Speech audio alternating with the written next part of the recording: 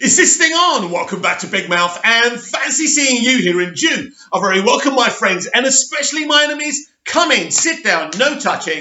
I don't do the touching. Are you feeling charitable? I bet you're not. Smash the subscribe button, and the like button, and the share button, and please do follow me on Twitter, @MoviesTVMad. Project Big Picture. The details, the reaction, and my opinion exclusively here on Big Mouth. A lot of football fan channels are not even talking about this, but we should be talking about this. As a Manchester United fan, this is more important than Ollie in or Ollie out. This is about the future of football, and the people who have put this together, Manchester United and Liverpool. Rick Parry, one of the lead voices of Project Big Picture, is the very person who put together the package to take football away from the old League Division 1 and Division 2 and all of that, and the formation of the Premier League. So let's look at the details first, and then I want to talk about what Parry said. Now, credit to Sam Wallace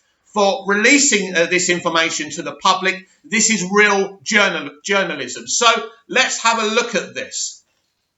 So the Rescue Fund, an immediate rescue fund to the English Football League and Football Association for lost revenues of 2019-20 and 2020-21 for the EFL to cover 2019-20 EFL matchday losses, and then available to cover 2020 EFL matchday losses. Money will be advanced to the EFL from increased future revenues. To the FA, there will be funds made up to cover operational losses for clubs below the EFL and for the Women's Super League and Championship for grassroots. Funds to be made available by the Premier League through loans guaranteed by the clubs. I don't like loan structures as hiding as, help, because loans have to be paid back. So that's troublesome for me. Anyway, infrastructure plan. Infrastructure funding of 6% of Premier League gross revenues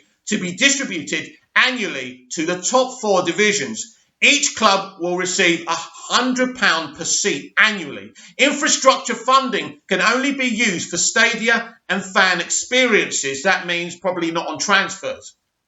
A cap of £20 on Premier League away ticketing, adjusted every 3 years for inflation. Subsidised Premier League away travel. Safe standing sections at the discretion of each club, subject to government permission.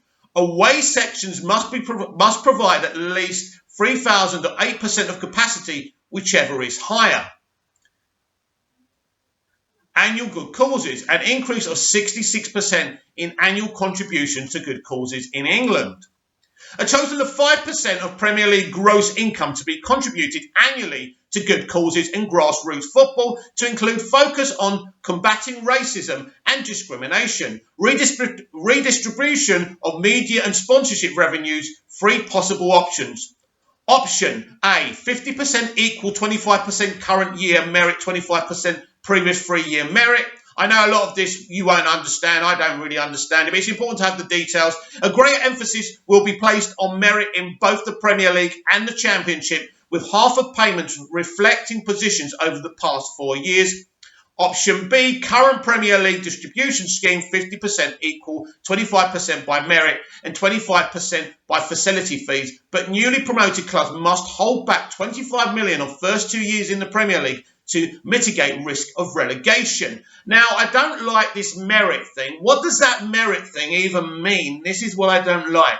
This is like the guy or the woman holding out the sweets, telling the kid to get in their car, and you know it's not going to end well. Option C, current Premier League distribution scheme, but newly promoted clubs receive 25% of their allocated facility fees for first 3 years in league. For all above options, excluding parachute payment and including new infrastructure payments, solidarity from the Premier League to the English Football League would increase from 4% to 25%. You see, as I say, these are the best sweets that the child wants, so the stranger can lure them into the car. This is my analogy here. Premier League and English Football League domestic and international media rights will be collectively sold by the Premier League. Compensation payments to the EFL and FA infrastructure monies and related borrowings are deducted prior to determination of distributable revenues. Pyramid structure. The Premier League original formed house 18 clubs will be reduced from 20 to 18 clubs. This would free up the calendar and with fewer teams and end to parachute payments provide additional resources to the EFL. Reduction from 38 to 34 rounds of matches will also aid the national team. This is about aiding the big clubs, not the national team. Championships, League One and League Two to all be made up of 24 clubs. Promotion and relegation. Premier League relegations, at least 2 clubs automatically relegated annually. Just 2 clubs. Wow.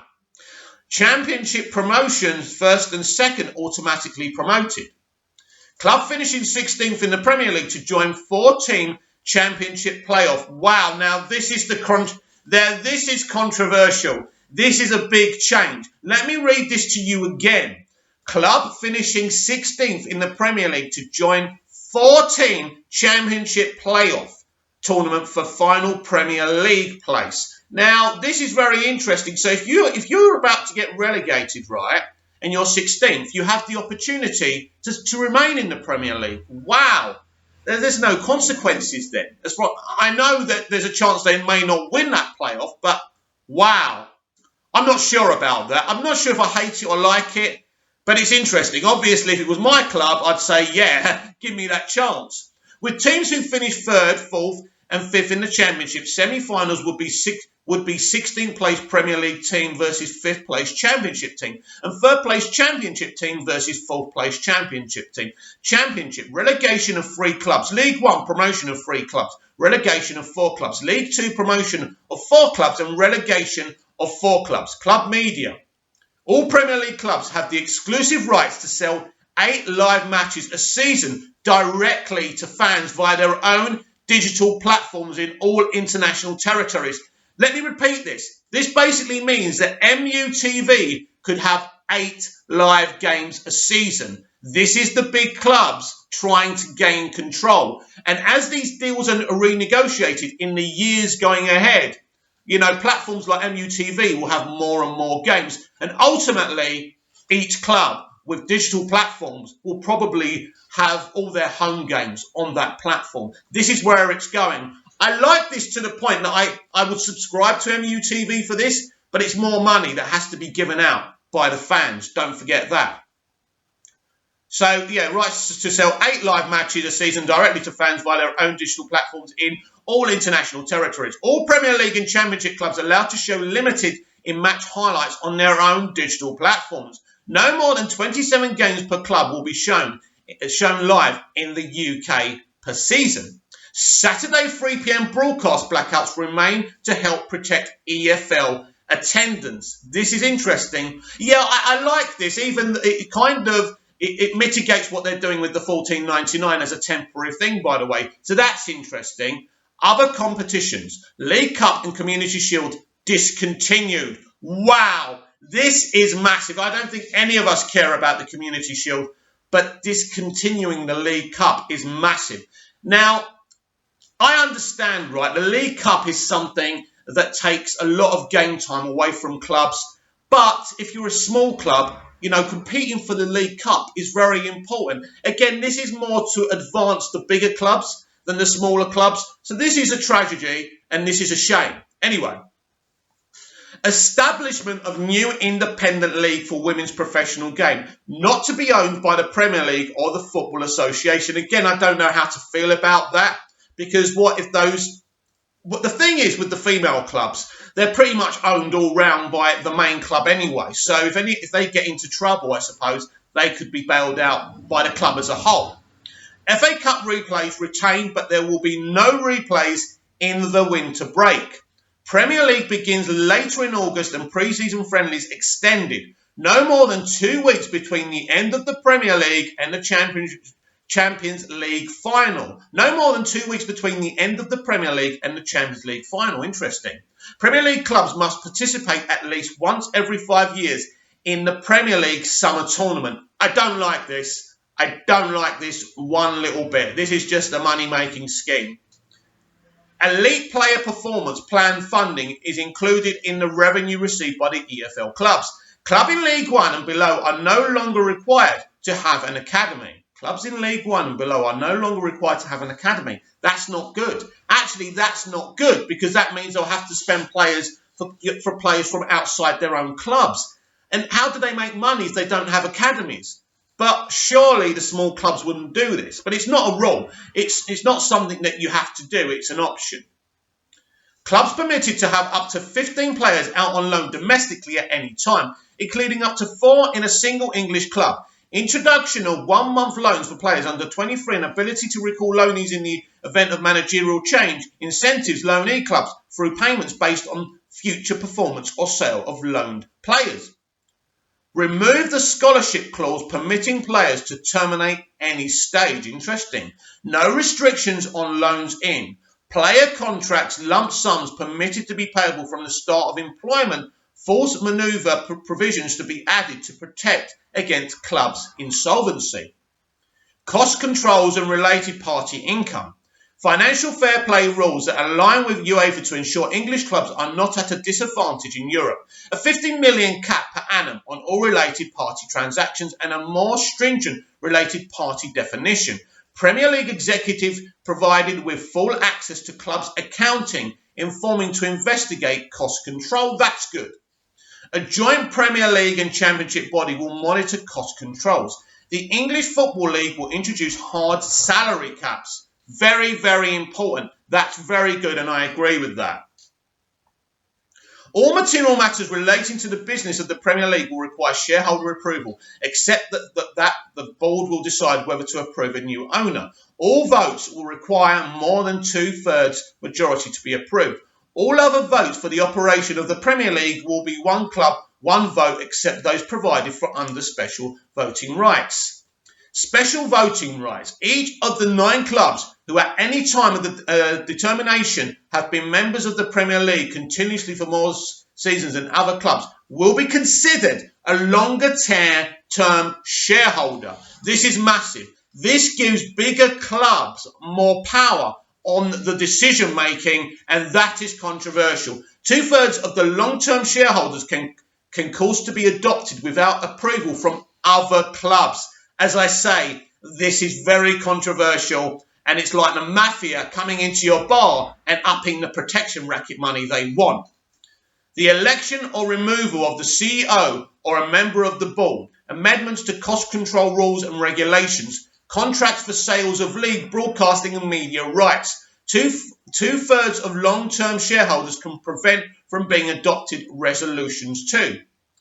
Change the distribution rights of the sponsorship, commercial and broadcasting rights sold. Centrally, change the distribution to clubs from other PL centralised rights or assets. Altering material widen the nature of the competition, the way of the competition. 2/3 of the long-term shareholders can veto the Premier League board's approval of a proposed new owner. Interesting. Wow. So, I don't think that's even all of it. I think I have to subscribe to read more. But this basically is a power grab and is as simple as that. But I'm not finished there because I want to read more. Now, this is an interview that Sam Wallace had with Rick Parry, and this is very, very controversial. You will be triggered. You will want to destroy your monitor as you're hearing this. Rick Parry exclusive interview. New proposals will finally bridge financial gap between Premier League and Championship. EFL chairman says that his 72 clubs will only have a future under changes proposed in a radical document endorsed by Liverpool and Manchester United.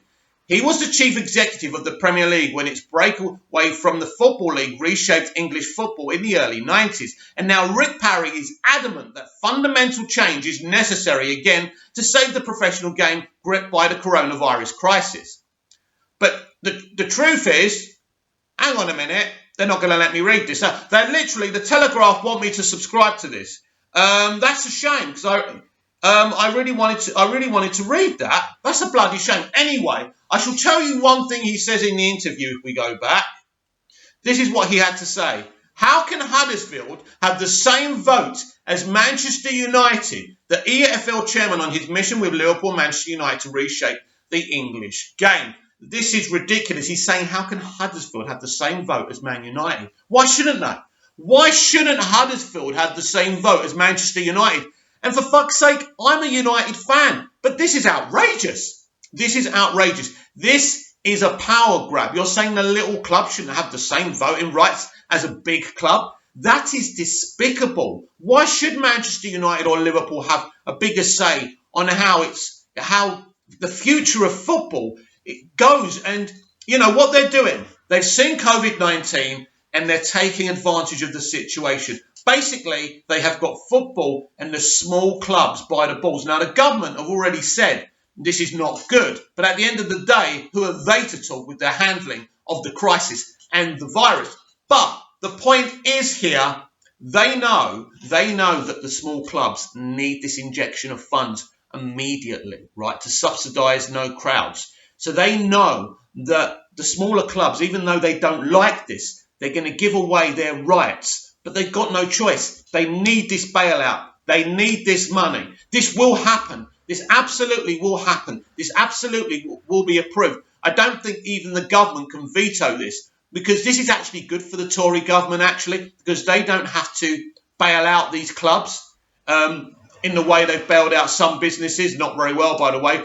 But anyway, that's another topic for another video. The point is, this is good for the government because they don't have to put their hands in their pockets. Basically, the elites are going to bail out football, but they want their stake for doing that. So as I say, Gary Neville said something interesting. He said, you know, it's actually, there's a lot of good things in this, but obviously there has to be a renegotiation of the bad things. Well, sorry, Gary. As I've said before, my analogy is there, and it's a perfect analogy, by the way. It's like a stranger offering the sweets. Once he or she gets you in the cars, you're fucked. And this is what they'll do to the small clubs. This will be an elite circle led by Manchester United and Liverpool with other big clubs. Interesting that it's Manchester United and Liverpool leading this, not City and Chelsea. It shows you what the real power in football in the UK actually is. Because even though Man United are doing really badly on the pitch, they're one of the most wealthiest companies in the world. And so they do have a lot of power, and they want to hold on to that power within football and its structure, as do Liverpool. This takes away any say from the small club. It will be about the elites. If they want, you know, we're already in that list I read you about a summer Premier League tournament. It will go beyond that. Then once they do this, they will have the power finally. For years, they wanted to create a European Super League. This is the way they do it. This is the way. No one will be able to outvote the bigger clubs, the 9 clubs who have been in the Premier League since its formation. Do you understand? It's all set up for the big elites to succeed, to be in control of the Premier League and the future decision-making of football. It will not be advantageous to your small clubs. It's all about the elites. It's like the way the world's run. It's the way you pay your taxes to the government, right? Even though they don't provide you the services, you don't get bang for your buck. And this is exactly what they're going to do to the small clubs. My view is it's a grab. It's a grab. It's a heist. It's outrageous, but it's going to happen. It's going to happen. It will happen very, very quickly, because it has to happen very, very quickly. But that's a long list. And as I say, I couldn't read all of that list because you have to subscribe. And I'm not going to do that, right? So basically, you should read it all up and find out all the details. I've come on here not to do some clickbait video about United again, because we can continue that tomorrow. But this is so important and so relevant to every football fan, every footballer, every football chairman, everyone. And for me, it's the biggest con job. They are taking advantage of a terrible situation to finally gain power and control of English football. But I want to know what you think. Comment down below. Like, share and subscribe. And I'll be back tomorrow with more videos because I think we're going to be talking about this a lot.